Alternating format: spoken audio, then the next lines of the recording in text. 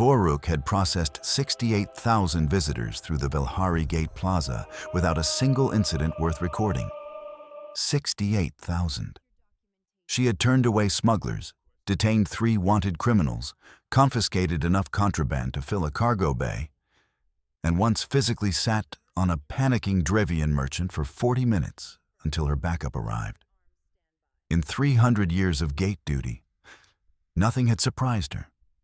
Nothing had made her 4 amber gold eyes lock forward simultaneously in that particular way that her species reserved only for genuine threat assessment. Then the line went silent. Voruk's 4 eyes tracked slowly to the front of the queue. The silence had a source. Standing at her processing station, backpack on, dark hair and neat pigtails tied with red hair ties, was a human child.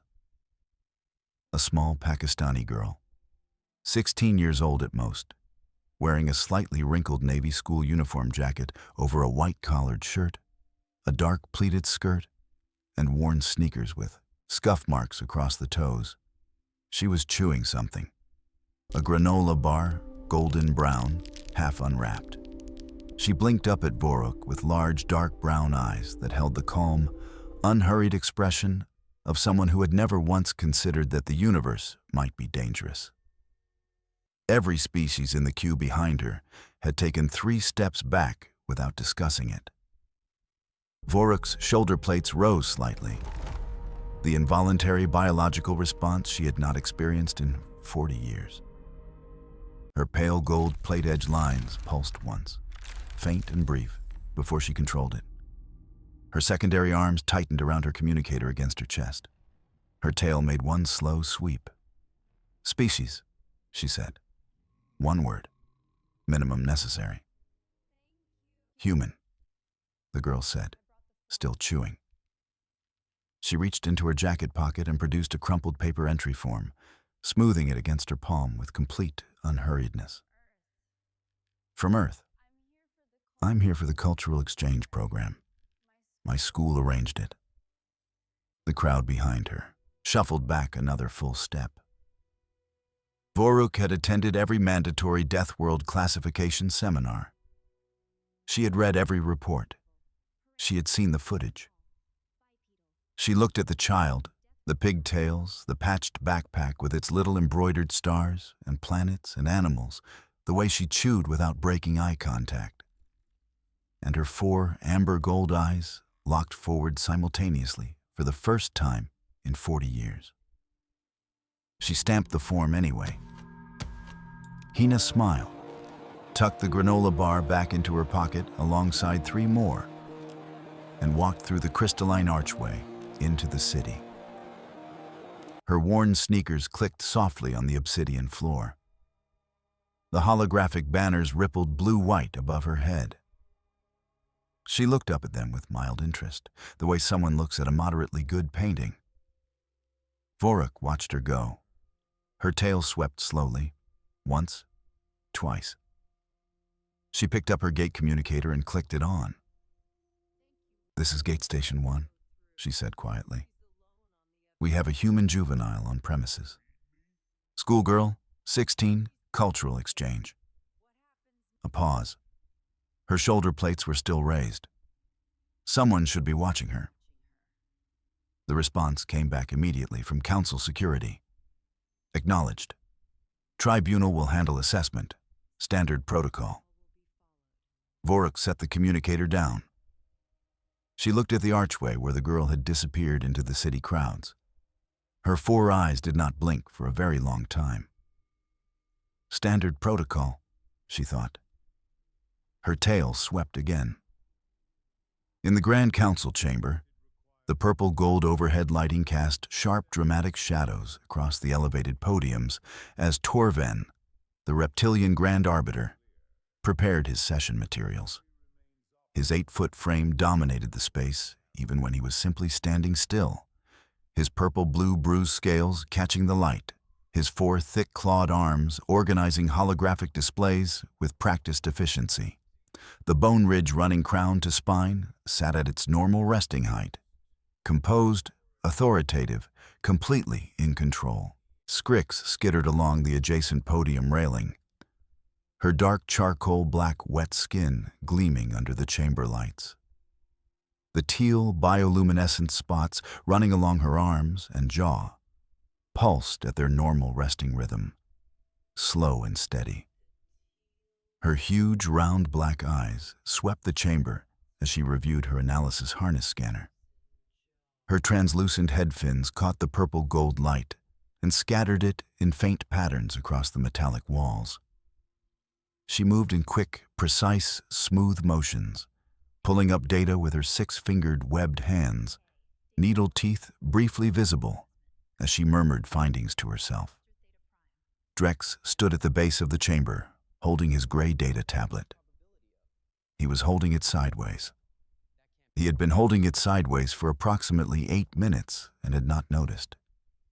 His wide hazel eyes scanned the screen with the dedicated concentration of someone who was absolutely certain they were reading it correctly. His messy, light brown hair fell over his forehead. He pushed it back with one hand. It fell forward again immediately.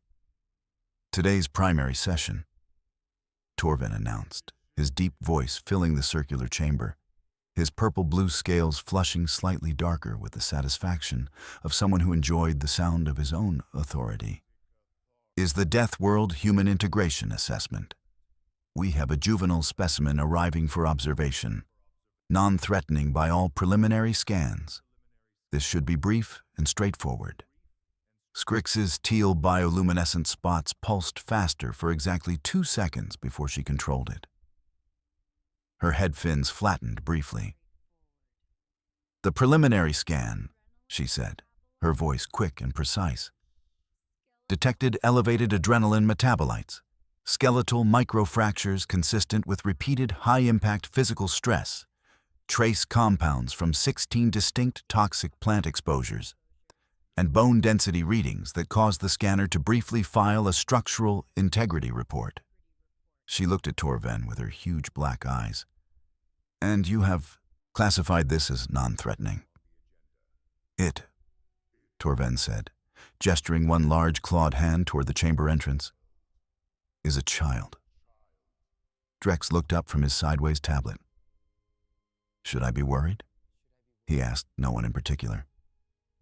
The chamber doors opened. Hina walked in, granola bar back in hand, backpack on, dark hair in pigtails, looking around at the soaring metallic walls with their alien engravings, the way tourists look at architecture they find interesting, but not urgent. She stepped down the shallow steps into the sunken central floor, craned her neck back to look up at the towering curved podium surrounding her, and waved at the 3 figures looking down at her. "Hi," she said. She took a bite of her granola bar. Drex's tablet slipped from his hands. It clattered across the chamber floor with a sound that echoed in the sudden silence. He picked it up. He was now holding it upside down. He did not notice. Torven spread 2 of his 4 thick clawed arms wide in a gesture of measured authority, his bone ridge rising slightly with composure. "Human juvenile, you have been selected for a standard integration assessment. You will answer questions. You will remain in the central floor area. You will not..." Hina was looking at something on Torven's podium. "Are those snacks?" She pointed at a ceremonial bowl of softly glowing blue spheres. "Those are 500-year-old ritual offering spheres for the..." She was already climbing the podium steps. Scrix's teal spots blazed. All of them, simultaneously, bright enough to cast moving light across the chamber walls. Her head fins snapped back against her skull. Her 6 limbs scrambled backward along the railing. "She is ascending the sacred podium," she said, her voice still precise, but now approximately 40% faster than normal. "I can see that," Torven said, his 4 arms uncrossing slowly, his purple-blue scales flushing red at the edges.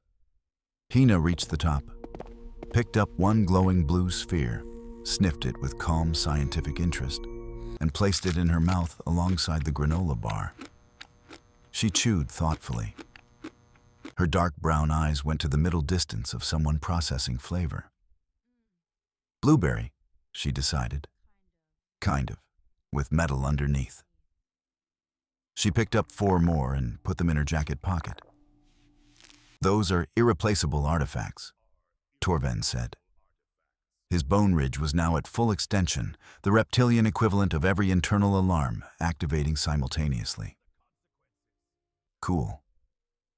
Hina looked back down at him from his own podium with the polite attention of a student waiting for class to start.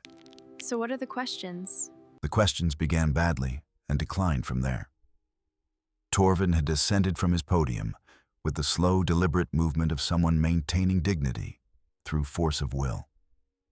Hina sat cross-legged on the sunken central floor, backpack in her lap, looking up at the 3 of them with patient dark eyes.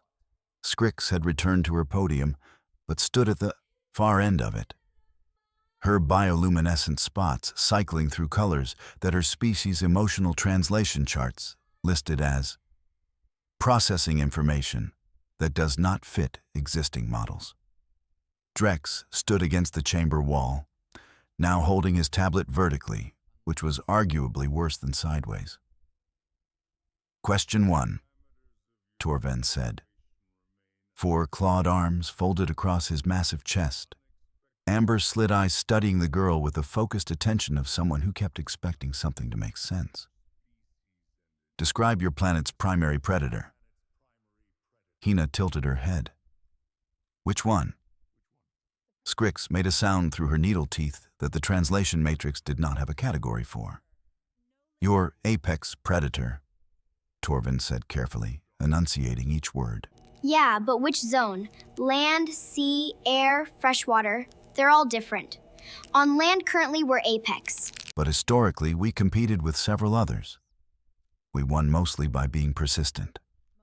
She paused, picking at a loose patch on her backpack. A small, embroidered moon starting to peel at one edge. We'd chase things. For days.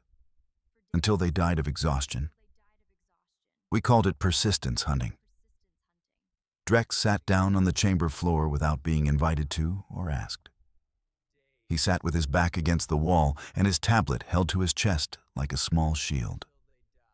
Question 2, Torven continued, his scales now cycling through colors that had no business appearing on a face in a professional setting. Your species' primary survival mechanism. Describe it. Hina pressed the moon patch back down with her thumb, smoothing the edges carefully. She thought about the question with genuine consideration, the way she might think about an interesting homework problem. We don't stop, she said simply. She looked up. Like, physically. We're built to keep going. Most predators are sprint-based. They exhaust themselves, and then they need to recover. We just don't stop. Our bodies thermoregulate while moving. We can keep going longer than almost anything else on the planet. A small pause. Also, we're really good at throwing things. The ventilation system's low hum seemed to fill the entire chamber. Throwing, Torven repeated. We evolved it specifically to hurt things from a distance before they could reach us, Hina said helpfully. She reached into her backpack and produced a second granola bar. Want one? Nobody answered. She unwrapped it and started eating. Containment Lab 7 was Scrix's idea. She presented it as supplementary physical assessment in a tone of scientific neutrality that did not entirely convince anyone, including herself. The bleach-white overhead lighting made every surface precise and exact. Hina sat on the bolted-down examination table, granola bar in hand, looking around the lab with the mild interest she brought to every room, while Scrix guided her first scanning instrument on a rolling cart toward the table. Torven stood behind the transparent aluminum observation wall, all 4 clawed, arms braced against the frame, watching. Drex stood beside him, tablet clutched to his chest, watching. "Remain still," Scrick said, her huge black eyes fixed on her readout screen, her teal spots at a controlled dim pulse. "The deep tissue density scanner will take approximately 30 seconds. It is completely—" The scanner made a sound like a pressurized vessel failing and went completely silent. Scrix stared at the screen. She tapped it. Nothing. She tapped it harder with two webbed fingers. A crack appeared across the screen's surface. "The density reading," she said very quietly, to no one in particular, "exceeds the scanner's maximum measurement threshold." A pause. "The scanner has filed a report categorizing the subject as a structural wall." Hina looked at her own arm, then at the scanner, then back at Scrix. "I climb a lot," she offered. "Buildings, mostly, sometimes cliffs. There was a period last year where I was really into climbing towers." She seemed to briefly consider whether this was relevant and decided it probably was. The kind with no handholds. Behind the observation wall, Torven's bone ridge flared to maximum extension. His purple-blue scales had reached a color that Drex had never seen before on any living reptilian, and privately hoped never to see again. Scrix rolled the second card over. The biological tolerance scanner. A chrome instrument with a bulbous scanning head. She pressed it gently against Hina's forearm with her six-fingered hand. The instrument beeped twice. It displayed a number. Scrix looked at the number. She set the instrument down on the cart with extreme care, the way one sets down something that has fundamentally altered one's understanding of the universe. She walked to the far corner of the lab, the smooth, precise skittering motion of her 6 limbs slowing to something almost like drifting. She stood facing the corner wall. Her teal bioluminescent spots blazed at full brightness, casting moving teal light across the white surfaces of the lab. "Scrix," Torven said through the observation intercom. "Report?" "Her resting biological tolerance threshold," Scrix said to the corner wall, "exceeds our instrument's upper measurement range." A pause during which her spots pulsed rapidly. "This is not a medical reading." Another pause. "This is a combat readiness classification." Hina had finished the granola bar. She was looking at the ceiling with the calm interest of someone noticing an interesting architectural detail. "Is that bad?" she asked.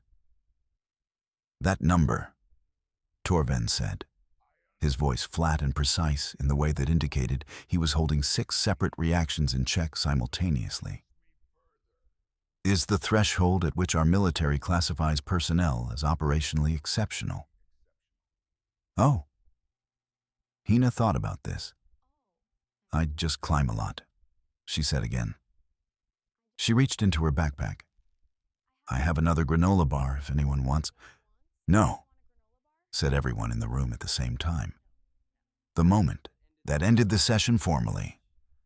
The moment that would later appear in 17 separate council security reviews, 4 academic papers on human biology, and 1 very long personal letter Drex wrote to his family, arrived when Drex decided to demonstrate that the lab was secure.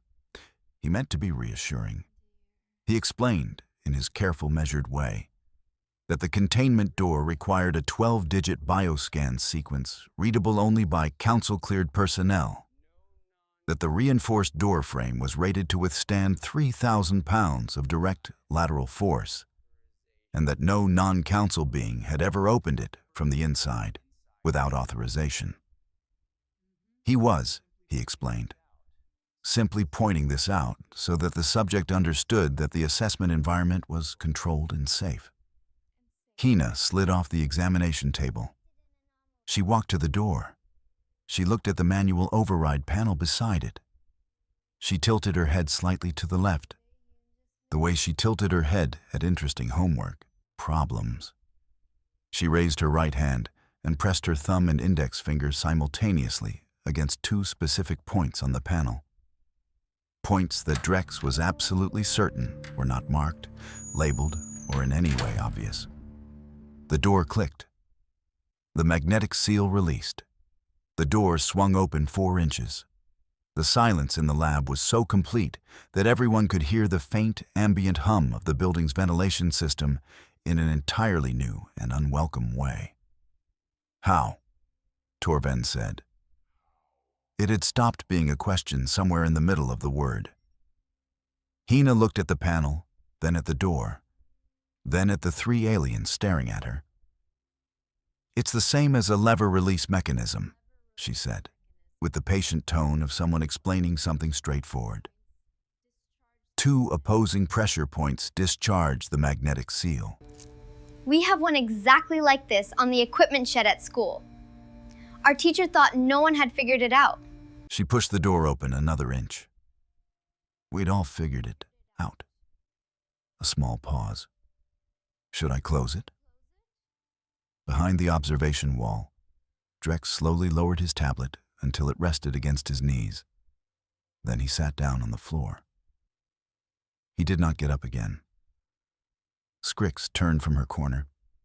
Her head fins, which had been pressed flat against her skull for the past 12 minutes, rose back to their normal position in the slow, mechanical way of a system rebooting after unexpected shutdown. Her teal spots cycled through 4 colors. She reverse-engineered, Scrix said carefully. A council-grade magnetic security seal. A pause. While eating a granola bar. Another pause. In under 4 seconds. She was eating the whole time. Drex confirmed from the floor, in the tone of someone narrating events for their own psychological processing. The Grand Council chamber felt different when they returned to it. The purple gold overhead lighting seemed harsher. The floating holographic displays seemed less impressive. The metallic walls with their engravings seemed, somehow, slightly less authoritative. Torven stood at his podium. All 4 clawed arms were braced on the railing. His bone ridge was at full extension and had been for 40 minutes.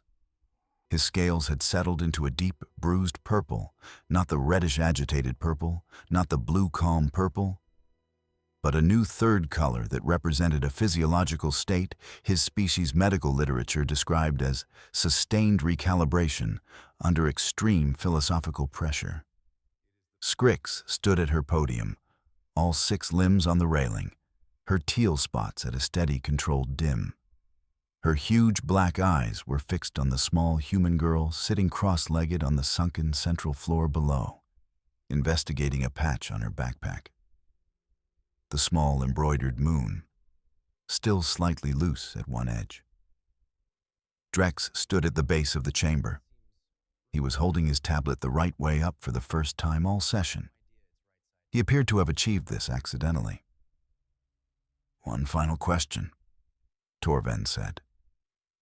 His voice was completely level in the way that indicated he had moved through the far side of composure and arrived somewhere quieter. "Are you aware of how your species is classified in the Galactic Registry of Biological Threat Categories?" Hina looked up from her backpack patch. "My dad mentioned it once," she said. "Something about Category 4? "Category 4, Scrix said, her voice precise and quick, "is the classification used for extinction-level planetary threats." Her head fins shifted slightly. "Asteroid impacts, supervolcanic events, gamma-ray bursts."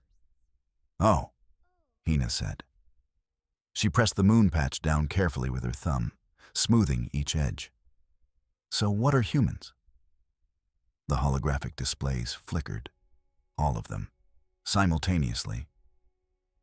Torven drew himself to his full 8-foot height. His bone ridge, the one running from the crown of his head down the length of his spine, spread to its absolute maximum extension. Every single plate fully deployed. The reptilian biological, equivalent of every alarm in a building activating at once.